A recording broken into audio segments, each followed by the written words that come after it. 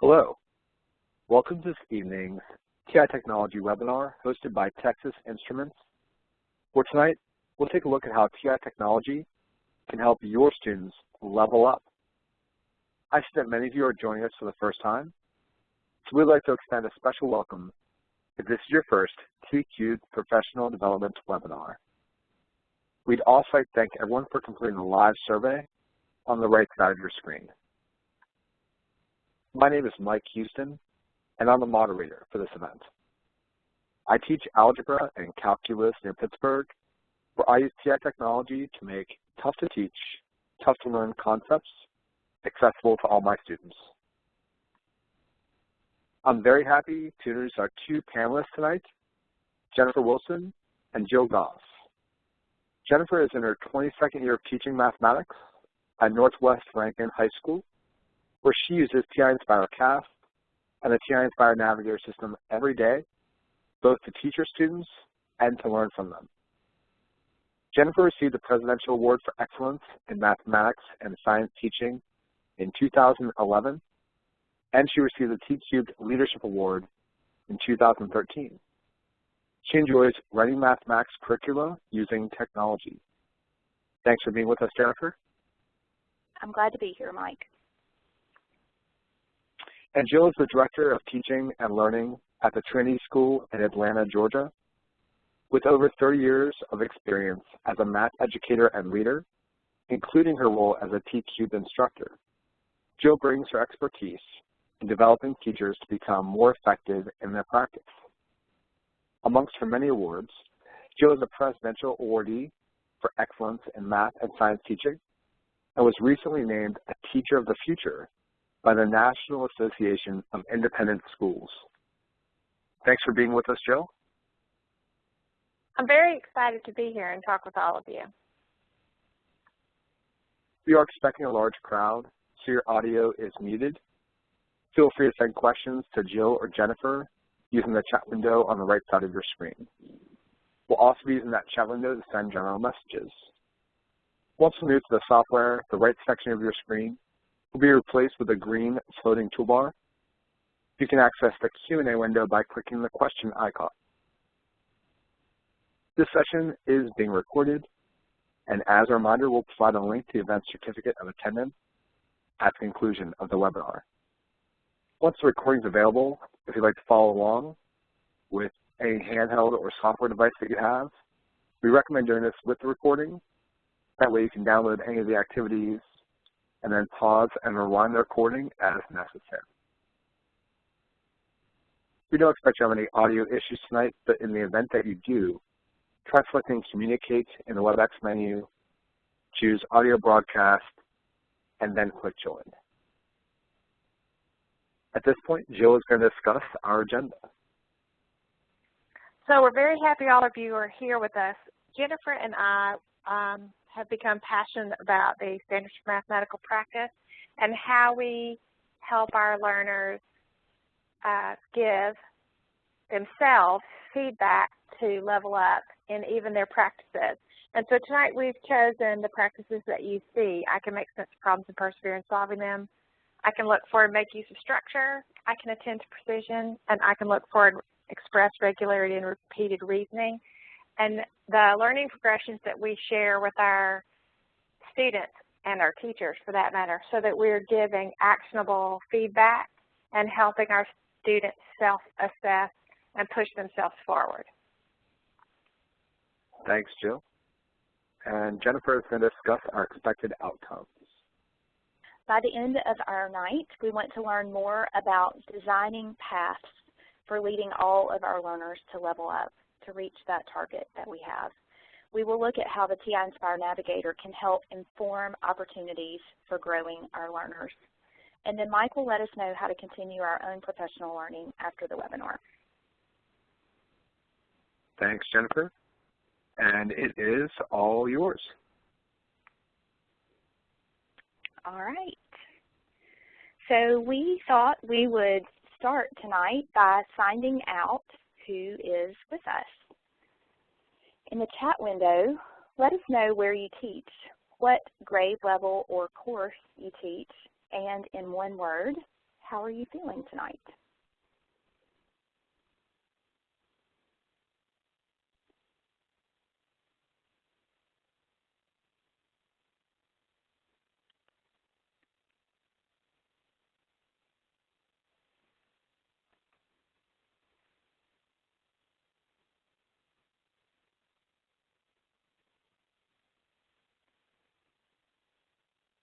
Mike is feeling froggy.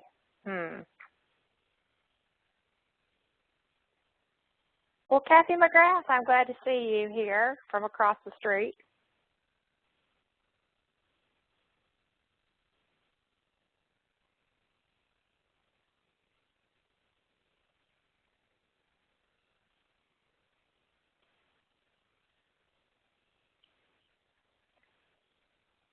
And George is here from Melbourne. I'm sorry, it's all coming in so fast, y'all. I can't call everybody's name. We're very excited to see all of you.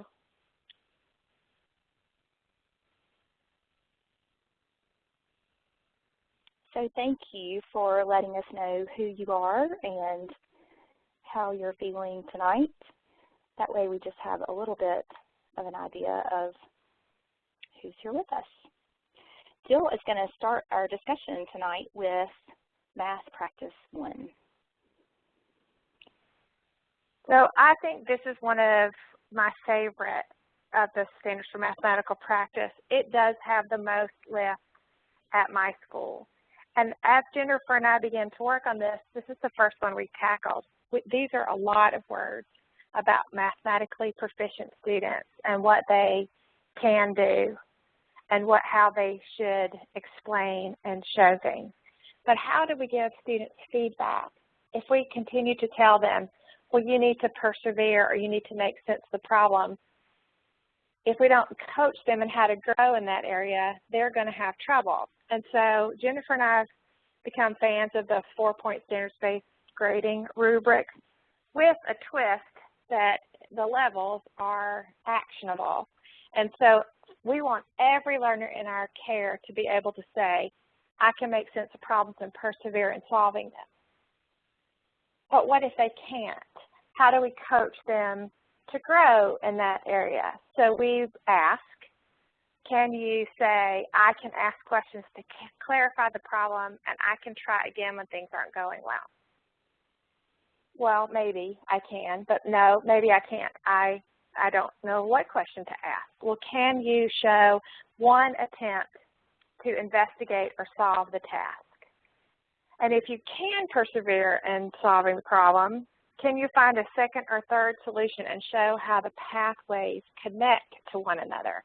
That way, we can all be working the same problem or task, but we can look for and guide our learners with some actionable questions or expectations so that they begin to grow and take action on their own behalf. I'm so tired of a child coming in and saying, I don't know anything, I don't know what to do, I can't ask the question. Can you just show me one attempt, right or wrong? And so as we've used this, the best thing, Jennifer and I published this the day before school started, and I get a tweet in the middle of the very first day of school, and my 4th grade teacher has started 4th grade with the illustrative math task running laps, which if you're not familiar with is about equivalent fractions, which we teach in 4th grade in April. And I go up because of the tweet to see what in the world it means we're persevering up here. And there are children everywhere, all over the floor, drawing pictures, animatedly talking to each other. There's a word cloud on the board about what persevere means. And she has told them, Kate O'Nims, the teacher, has told them that she doesn't care if they get the right answer. She just wants them to make sense of the problem and persevere in solving that problem and to collaborate and work with each other. And it was beautiful because finally a child walked up to her and said, Miss Mims, I have shown a first attempt. I have asked those 2 children, people, clarifying questions. I have persevered. Can you help me? So that they have taken action on their own behalf before just immediately saying, I can't do this, I have to ask more questions. And so as the semester went on, she called me one day and she said, you're never going to believe what has happened.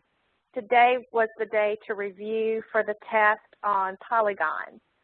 I've worn my flattest shoes. I have worn my most comfortable clothes because this is the day when I'm going to be covered up in questions.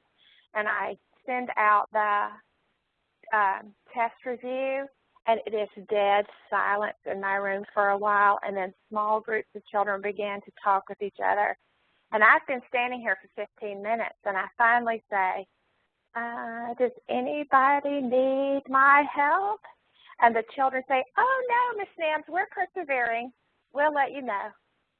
It has just given our students permission to try and make a mistake and try again and show their work to each other to learn from each other's mistakes. And so as in our community, we've used the I can make sense of problems and persevere in solving them to make a safe place to make mistakes, say something about it in public, ask for feedback, and move forward. I think those are great stories of perseverance. I had a calculus student just a few weeks ago who looked up at all of the math practices, which are on a poster in the front of our room. We name them, we use them all the time, and he said after using these for 4 years, you know, these are just good practices for learning. I think they just threw in model with mathematics to make it sound like it was math instead of for math class. I will say, Jennifer, that we use them. I changed the word problem. I can make sense of problems. I can make sense of tasks and persevere in solving them. And we use them in social studies, English language arts, and science, just like we use in math. That's great. Students are seeing that in all of their classes and not just in their math class. So I have a problem that I want you to read through and decide how you would solve it, and some of you will solve it very quickly, so you might also think about how your students would solve this.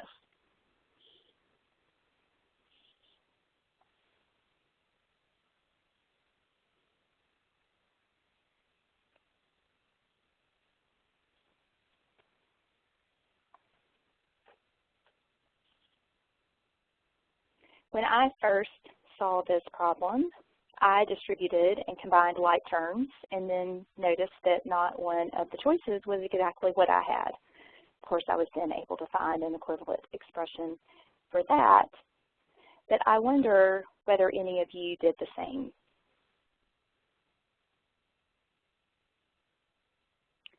Some of you already practice look for and make use of structure. My mathematics journey has been that look for and make use of structure has happened over the past 3 to 4 years of teaching with these standards for mathematical practice.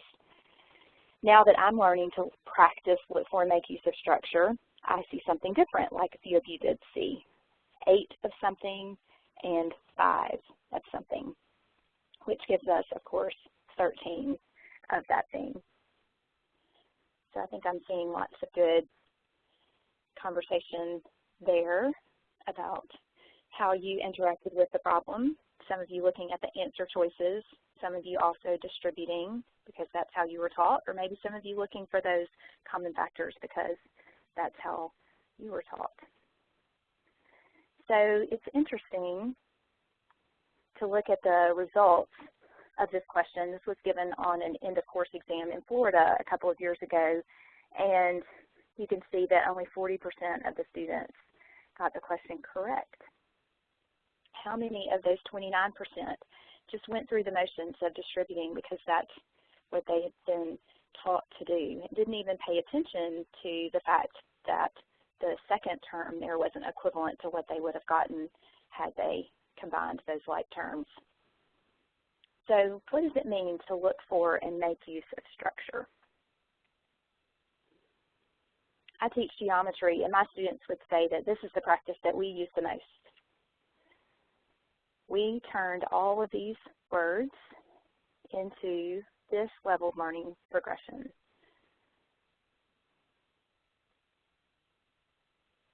What happens if you can't look for and make use of structure when you first start? Can you rewrite the expression into equivalent form? In geometry, can you draw an auxiliary line to help make sense of how the diagram figures in the diagram interact? Can you identify a pattern to make what isn't pictured visible? Can you decompose and compose numbers, expressions, and figures to make sense of the parts and of the whole? The question my students and I most often ask is, what's pictured that isn't visible? So let's practice look for and make use of structure. How would you solve for X?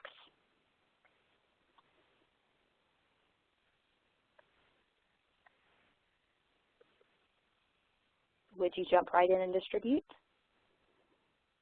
That's what my 7th grade daughter would do already, just in 2 years of knowing distributive property. That's how she thinks. How many of you or your students would divide by 3 first?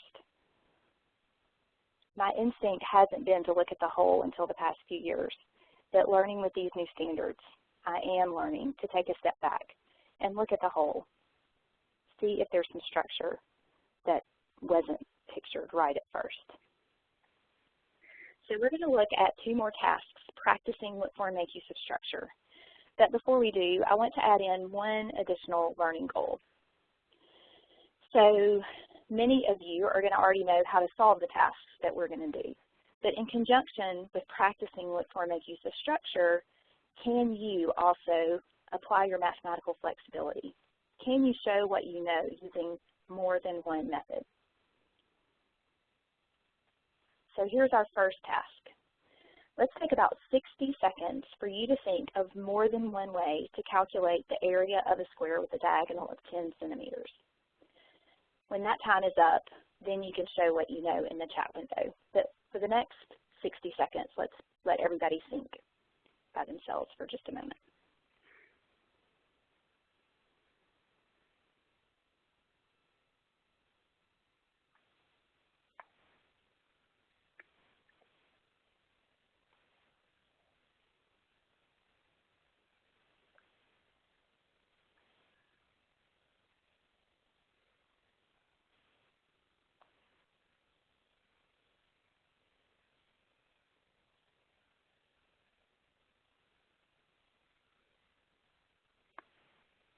Okay, so what did you notice?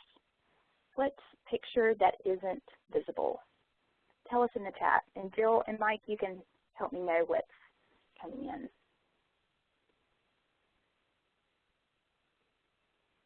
So I see Pythagorean theorem.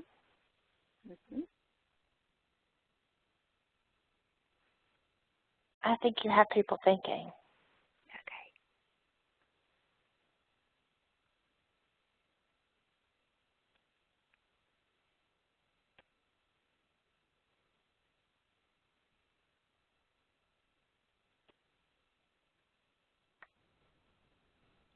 So I see special right triangles and the product of half the product of diagonals, so the square with the diagonal, trig ratios. So that square has a lot of structure that isn't necessarily pictured when we first see it. I've been in sessions with teachers who have been teaching 45, 45, 90 triangle relationships that haven't provided their students the opportunity to recognize that that 45, 45, 90 triangle is half of a square. So several of you, it sounds like, might maybe use the Pythagorean theorem, recognizing here what you can do with that, or 45, 45, 90. And even thinking about the special right triangles, there are lots of places where you can stop and think about the structure and the squaring and what you need to do to get the area of the square. Some of you might have noticed that there are 4 45, 45, 90 right triangles. You can get the areas of those. Or we also heard half the product of the diagonals. So a couple of years ago, I gave this problem to my students. This is long before look for and make use of structure. But what ended up happening is the students answered the question, and the timestamp in the technology that I was using at the time gave away that some of the students saw something that the rest of us hadn't seen. So one student in particular, Shreya, answered this more quickly than anyone else, and Shreya wasn't one to just share her thinking voluntarily with the rest of the class. I have plenty of students who love to tell us, oh, I did something different, and they want to share that thinking. Shreya just didn't happen to be one of those students. And so when I specifically asked Shreya how she calculated the area of the square, she said, well, that square is a rhombus, and its area is half the product of the diagonals. So is the square's area half the product of its diagonals. Because my students practice look for and make use of structure every day, they see geometry differently than I did. It makes class a lot more exciting. Okay, let's practice one more. So we're going to practice again, look for and make use of structure, while also practice applying your math flexibility. How many ways can you determine the measure of angle 3? And again, we'll give you a minute to solve it, hopefully in more than one way, before we chat about it.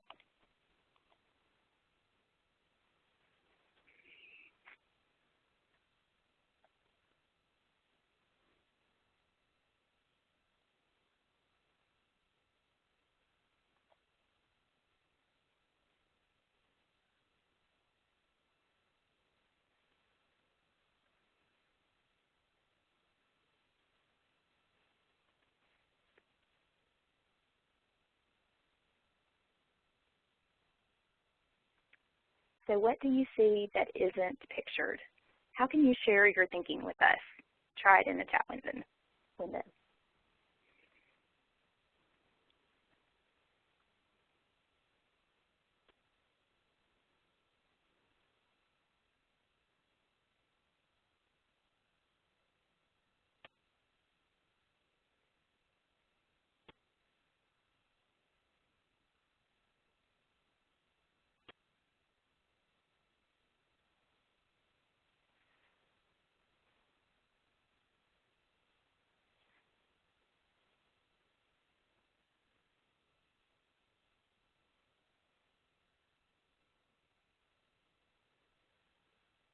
Jennifer, you're getting some interesting answers here. Okay.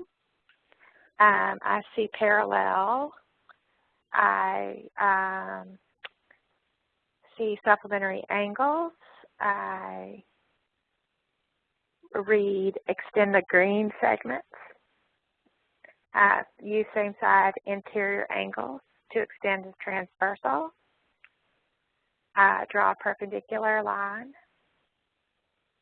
Okay, so let's look at a few of those.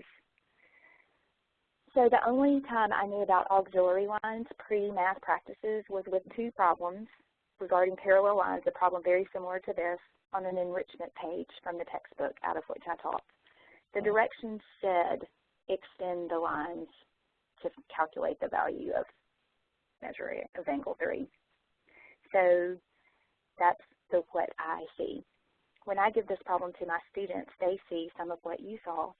Some of them construct a line parallel to lines A and B through the vertex of angle 3 to make sense of the angle measures. And every year, at least one of them recognizes that a perpendicular drawn to lines A and B can give us a pentagon, and we can use the sum of the measures of the angles of the pentagon with the perpendicular lines, the right angles that we formed, in order to calculate the measure of angle 3. So what opportunities are you providing your students to look for and make use of structure? Again, this is just one of my favorites, and it just amazes me when I take a step back and take time to listen to my students, what they see that's different from what I automatically see because of how I've been learning geometry for the past 30 plus years. So we're going to transition now to our third mathematical practice of the evening, which is attend to precision. I think Jill's going to start us out with this one. So this, I think, is one of the ones that's misunderstood because attend to precision just has assumptions built in it. And I've had to talk a lot about the fact that this is not about accuracy and decimals. This is about vocabulary and how do we communicate precisely so that we are getting the message across to our learners and to each other. And so now I'll tell you, somebody asked in the chat about the posters of the learning progressions.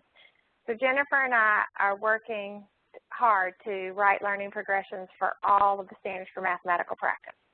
We really have written all but one. We've published all of the odd ones of the standards for mathematical practice, and we're waiting on me to illustrate the even ones. So the poster for I Can Attend to Precision is not quite ready yet, but here's the language that we've agreed upon to help our learners.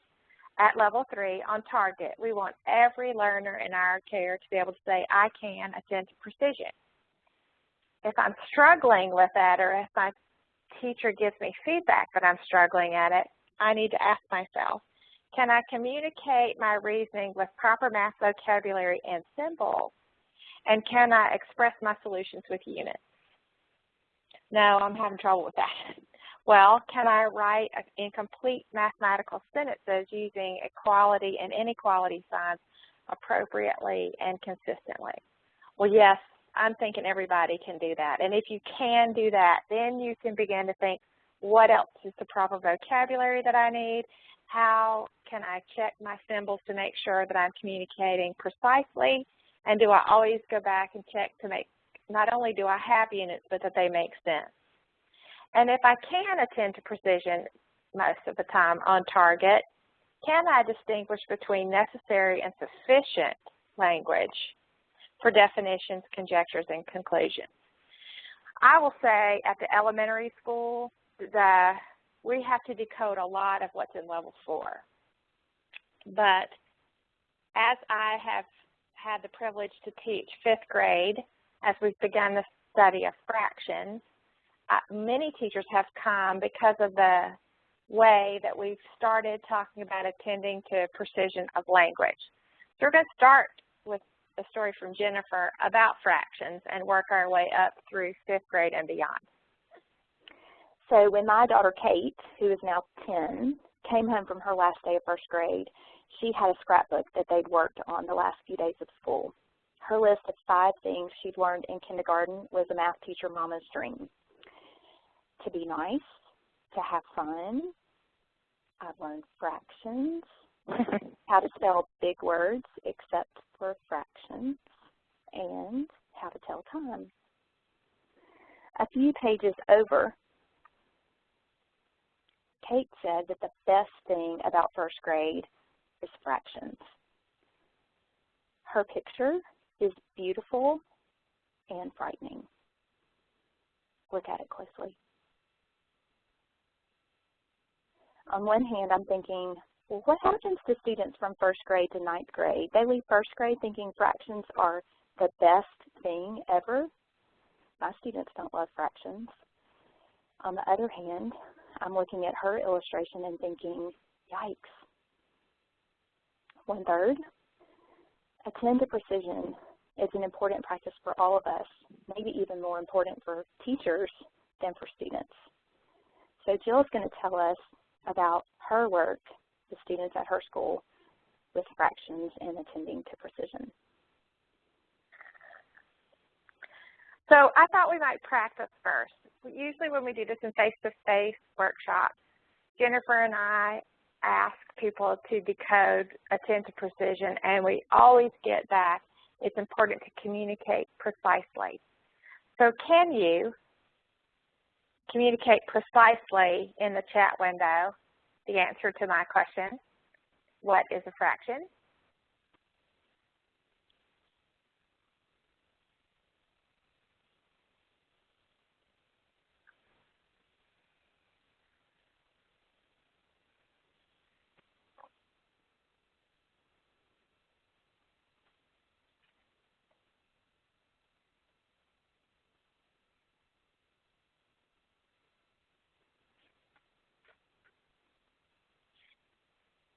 So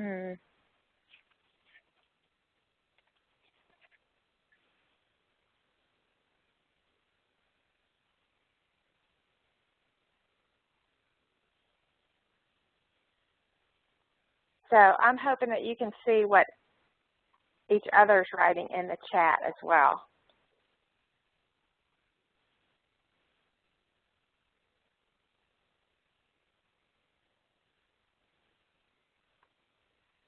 So I see a lot about a part of a whole, a ratio of a part to a whole, the ratio of two integers, the ratio of two integers where the denominator cannot be 0. As we watch, see that we are getting more detailed about this as we go.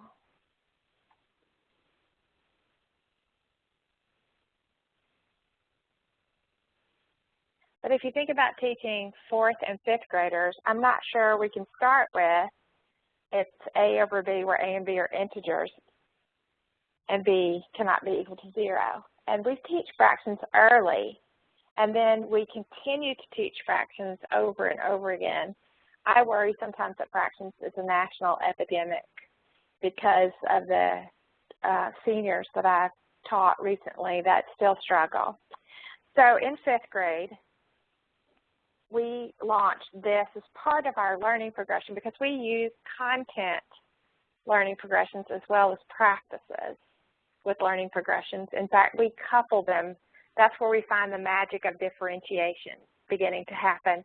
When we talk about today's lesson is about showing what you know in more than one way, demonstrating math flexibility. And, oh, by the way, we're going to do that with fractions.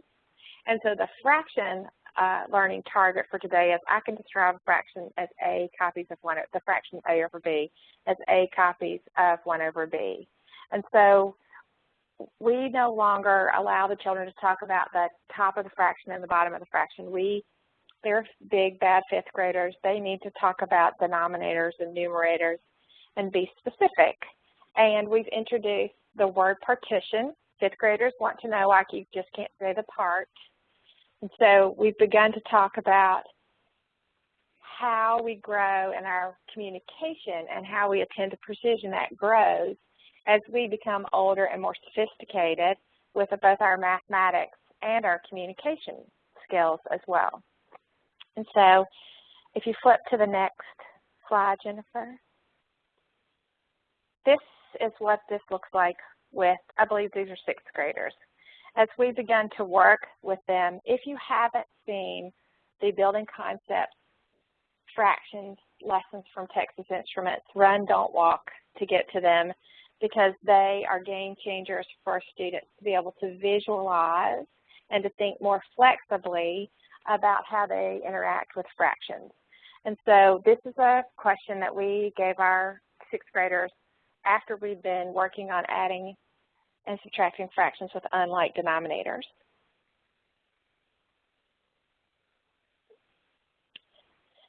And you can see that we haven't abandoned working to show what we know in more than one way. We show what we know with our software, with the TI-Nspire. We show what we know by communicating precisely on paper, and we show what we know in pictures, words, and numbers. And as we grow in our understanding of fractions, we hope that we're communicating well with our students and for our students so that we help them learn and grow and ease the fraction concerns and struggles that they have.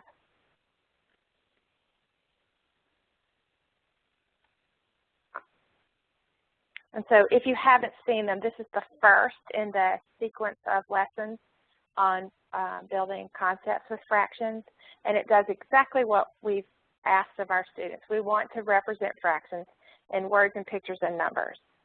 And the students can interact with this, make conjectures, and then think about how to show what they know back to us in more than one way. And the most striking thing to me, as I taught 5th grade several days in a row, the 5th grade teacher graciously just let me come in and teach, I asked the children one day to represent 2/3 in words, pictures, and numbers. Every child in the room could write 2/3. But I asked for words, pictures, and numbers. Most of the children could draw either a number line or a fraction strip. Hardly any of my children could write TWO, PHIRDS, because we don't ever ask them to do it that way. And so we went right back to the learning progression on a 10 to precision to talk about how many ways can we precisely communicate 2/3 and its meaning.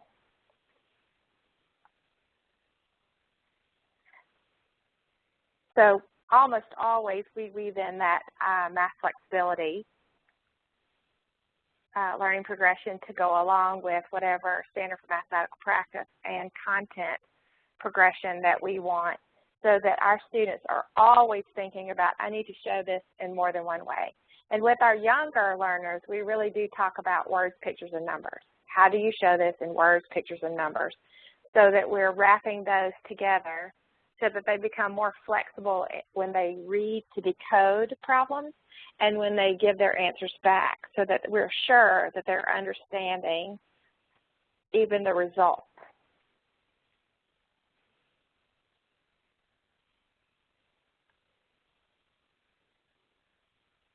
All right. I think that gives us all something to think about as we move towards our last practice for the evening.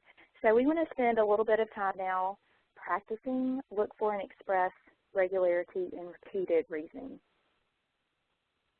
So Jill and I worked on this learner level learning progression, and while our goal is for everyone to be able to look for and express regularity in repeated reasoning, if a student isn't there yet, then can you identify and describe patterns and regularities? Can you begin to develop generalizations? And if they're not there yet, well, can you notice and note what changes and what stays the same when you're either performing calculations with numbers and expressions, equations, or interacting with geometric figures? And then if you are at I can look for and express regularity in repeated reasoning, then can you put this all together? Can you attend to precision as you construct a viable argument to express what it is you notice, what it is you're generalizing? So we practiced this the other day in my class, thinking about the equation of a circle. So I'm going to tell you a little bit about how our lesson played out. We were using the math-inspired file, exploring the equation of a circle, and we started with a whole class discussion. What do you notice? In geometry, and especially using TI-Nspire technology with the action consequence documents that we have, we take an action on an object. What changes? What stays the same?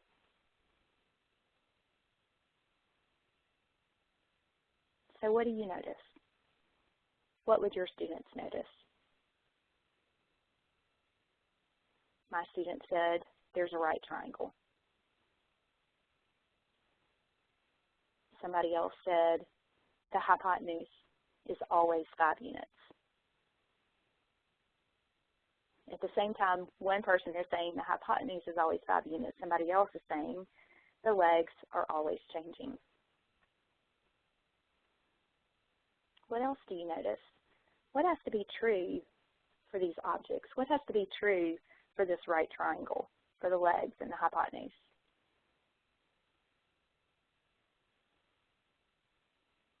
So as you are noting there in the chat window, several students started talking about the Pythagorean theorem.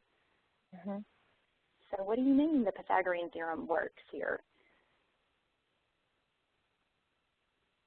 So the leg squared plus the leg squared equals the hypotenuse squared. Or the leg squared plus the leg squared equals 5 squared, because they knew the hypotenuse was always 5. Now, I noticed that somebody just wrote in something about horizontal and vertical distance. So my students didn't just say anything about horizontal and vertical distance. I had to keep asking questions to pull that out of them. So I said, what do you notice about the legs? How can we represent the legs on the graph? And then somebody noticed that one of the legs was always vertical, one of the legs was always horizontal, and in that order, in fact. So how can we represent the lengths of those legs in the coordinate plane?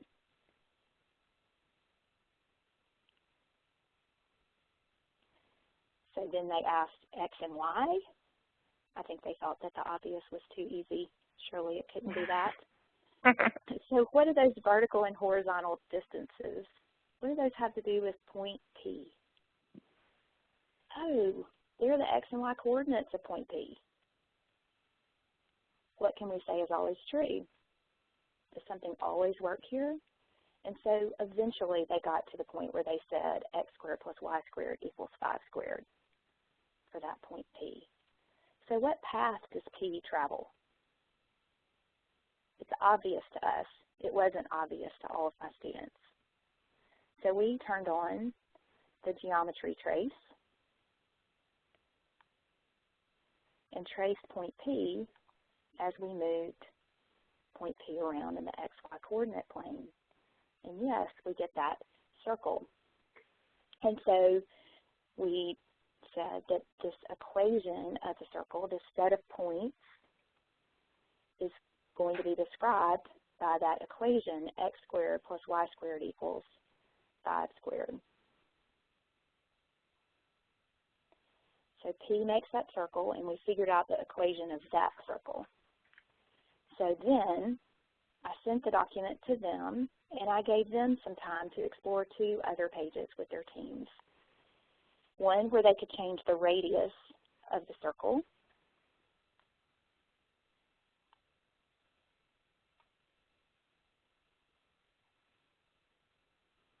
and one where they could change the center of the circle. So I sent the document out. I set the timer for 5 to 10 minutes. Can't remember now what it was.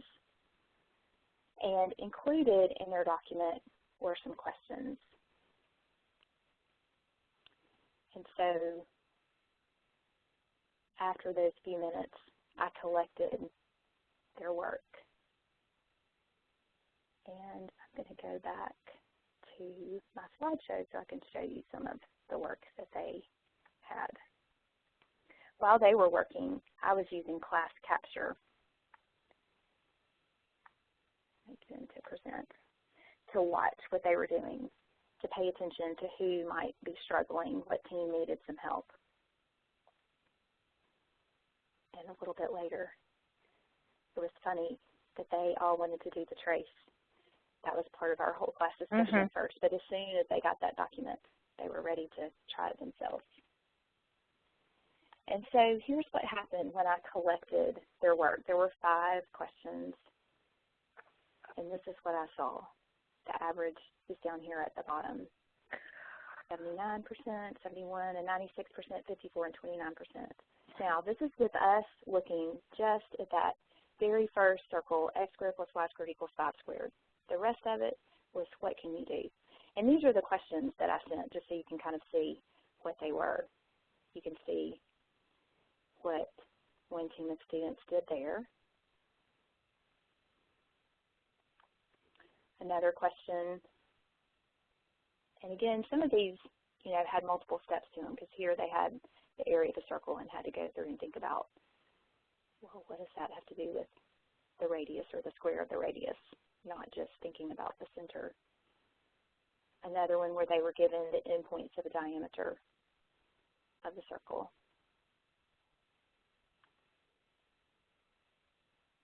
Another where they were just asked, what would the center and the radius be?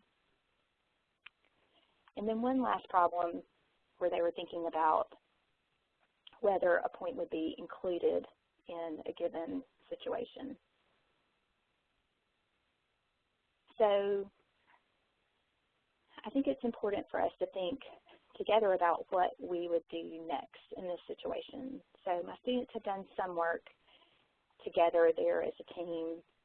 Do we do whole class work next? Should I have differentiated my instruction at that point? So what I didn't do at this point was differentiate my instruction. It occurred to me as soon as I got those results that I should have had a plan of what to do with the students who got 1 or 2 questions correct. Maybe had them work on something else while the rest of the students went to a different task. It does turn out, looking back, that it was one team of students already sitting together who needed a little bit of extra support about noticing and noting what changed and what stayed the same between the center of the circle and the equation of the circle. But I didn't figure that out until later. Luckily, we use Navigator all the time, and we talk about formative assessment all the time, and so my students know that formative assessment isn't just for me, the teacher, it's for them too. They share the responsibility in making a learning adjustment before the next class when they aren't getting it. So we pressed on together, whether that was the right thing to do or not, and made more sense out of the equation of the circle. I used a few questions from a formative assessment lesson from the mathematics assessment project, equations of circles, getting at specific points on the circle. This is something too that I'd never done before these resources became available with our new standards. It wouldn't have occurred to me to ask the question, a point on the circle has these coordinates to m, so what are possible values of m? Previously it was all about what's the equation, what's the center, what's the radius. And so we had some good work on that. Then I thought, well, could we make a circle? And so I assigned a different section of the XY coordinate plane to each team. One team had quadrant 1, quadrant 2, some had the axes, some had find a point that's alike in each of the 4 quadrants. And so they had to send me a point different from their team member that was on the circle, x squared plus y squared equals 64. So you can see from our picture that quadrant 2 is a little lacking, but overall it wasn't too bad. And again, they're giving me actual coordinates of the points, not just the 4 we think about with being on the x and y axes when it's centered at the circle. We also spent a little bit of time thinking about how we could graph that circle when we were only to graph functions in the space where we were working. And we talked about how we could check to see whether the ordered pairs that they entered, these are the same points that you saw graphed, how can we tell whether those ordered pairs are correct? How can we tell whether those ordered pairs lie outside the circle or inside the circle, if not on the circle? So I asked them next to write the equation of a circle, given its center and radius, practicing attend to precision. So you saw earlier I was at about 80%, 80 to 85% on some of the ones where they were given the equation and just asked what is the center and the radius, or given multiple choices for the equation. Here, they're really having to attend to precision. They're having to write out that equation and think about where do all of the parts go. Hey, Jennifer. And making use of structure too. Yes. Sorry to interrupt. Pamela had a question. I know it's going to be kind of tough for you to possibly answer it, but I was hoping that you could at least describe the answer. Her question is, how are you displaying what the students sent to you? So how I'm displaying it right now is just that I took pictures from my portfolio workspace. And so I just have those in my slideshow to have access to them for the webinar. So, oh, she said circle with points, or circle pick with points. So it's just a picture of one of the questions that I sent to them. The question I sent to them was to send me the ordered pair of a point, the coordinates of a point on the circle. That's just one of the types of questions that you can send in TI-Nspire Navigator. And I think all the different shapes and colors automatically happen with each student, if I'm correct. So they actually, right, they don't automatically happen, but if you use Navigator, if you right-click in the review workspace, you can right-click and choose individualized student responses so that you get the different icons there for their points. I'd like to say that one of my favorite things about Jennifer and her dedication to formative assessment is she thinks, oh wait, I'm going to need a picture of that. So while the class is going on, she instinctively takes those screenshots so that she saves them and is able to call back student work and discuss it with them. Look how far you've come, look how much you've improved, because here's where we were and here's where we are now. And I think when you make a habit of collecting those artifacts early in the learning process and making shifts, you get better and faster at it. Yeah, Jill and I both blog, and I'm not sure if the blogs have gone through on the chat, but I write about most of the lessons that I do in the classroom, so I am constantly taking pictures thinking, oh, that might be something that I end up talking about. And Jill does the same thing with her, you know, walking around and observing classes and getting artifacts of student learning while it's happening. So the attend to precision part, you can see here that we have lots of variety as to how students responded, lots of opportunity to make our work better another time. 54% of the students were successful here. And we were able to learn from the answers that aren't marked correct as well so that we can not repeat those mistakes another time. I sent a similar question at the beginning of the next class, and you can see from this result it was question 3, and 79% of the students had it correct that time. I didn't take a picture of all those results, but you can see 79% of the students got it. But this was kind of the ultimate how we're going to think about closing the lesson. So I think you can see evidence from the lesson that students are building procedural fluency from conceptual understanding. You've heard that before from the NCTM Principles to Actions mathematics teaching practices. But what I liked best is by the end of the lesson, most of the students had reached level 4 of our learning progression for look for and express regularity and repeated reasoning. We wanted them to be able to attend to precision as you construct a viable argument to express regularity and repeated reasoning. So when I asked them what's the equation of a circle with center HK and radius R, 79% of the students told me the standard form or general form or center radius form, whatever your textbook calls it. There are varying opinions on all that. But they told me instead of me telling them. So I think that's a really, really nice example of students surpassing what we expect them to be able to do and getting to the point where when I used to teach this, that's where it started, was me giving them that equation and then asking them to do some of the questions. Instead, with this focus on the math practices, with the accessibility through the learning progression, all of my students were able to get to that look for and express regularity and repeated reasoning, and most of them were able to even do more than that. So I think that it is about time for us to turn this back over to Mike. Maybe past time. No problem. Thanks so much, Jennifer. And as we're starting to wrap things up, if you have any final questions for Jennifer or Jill, please feel free to ask those. I know they're going to do their best to get those questions answered. So I was thinking as Jennifer and Jill were going through the material tonight, that there may be some people that still had some just more basic questions about Nspire Navigator. And so if you were one of those people, I wanted to bring you to our website and share some resources with you. So our website is education.ti.com.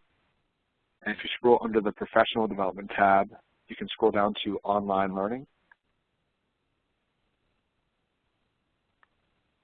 And here you'll find some really good stuff, some live webinars, so the upcoming webinars we have for the spring series, and then a lot actually of on-demand webinars, of which you can definitely search for some TI-Nspire Navigator specific webinars.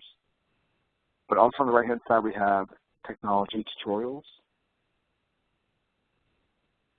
And if you click on that, towards the bottom here, you'll see that TI-Nspire Navigator System, and then a link for Atomic Learning Tutorials. And our friends over at Atomic Learning have created a series of short videos to help you navigate Nspire Navigator and TI-Nspire technology better. So please feel free to sort of look through these and view them at your will.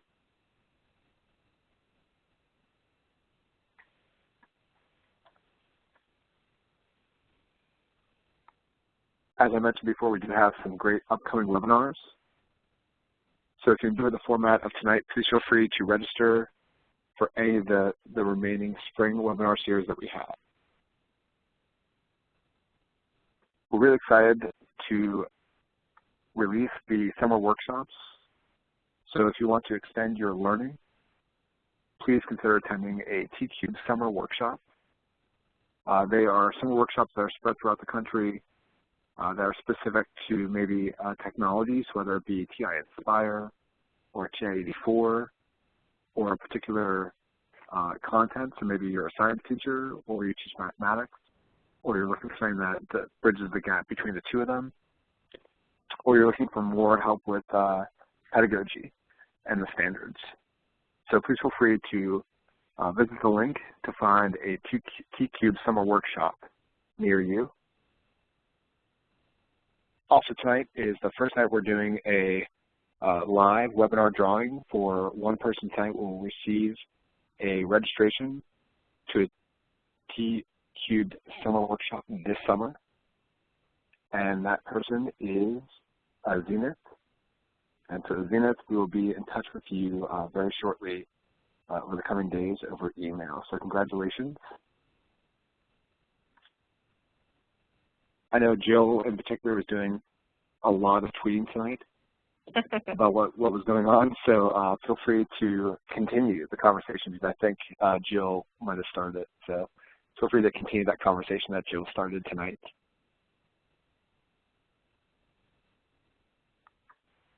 To receive a certificate of attendance, go ahead and click that link in the chat window coming through right now.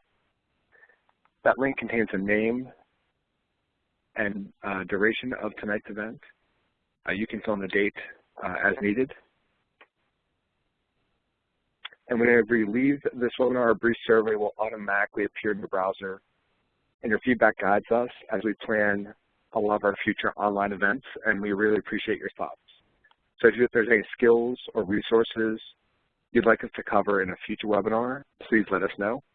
We definitely listen to your feedback, and we really hope you'll share your thoughts in the post-webinar survey.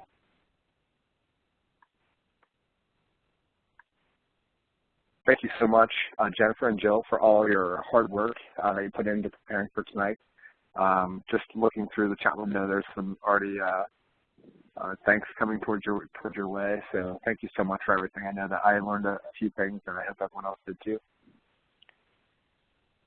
We appreciate your participation. We're used to lots of feedback when we present, and so we thank you for participating actively in our learning tonight. Absolutely. I learned a lot myself. Thanks. I'm just going to echo that. I agree. The chat window was really buzzing with a lot of great comments and questions tonight. So thank you, everyone, for participating. And we really hope to see you back online next week. Have a great night. Bye. Good night.